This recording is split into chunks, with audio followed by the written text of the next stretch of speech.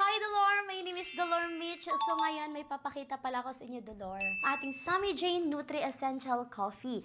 Kung mahilig kayo sa kape, mga Dolor, tapos ayan, nagsisimula na kayo dyan sa inyong mga pag-workout, ayan, coffee natin, mga Dolor, ang ganda niya. Perfect na perfect siya sa atin kasi ginamit natin dito na caffeine, mga Dolor, is from Guarana Extract. Diba, may two types of caffeine. Merong coffee bean, merong Guarana Extract. Guarana Extract, mga Dolor, is mas matapang pa kay coffee bean, which is dito talaga literal nagising talaga kayo. Meron siyang Guarana Extract to boost your energy.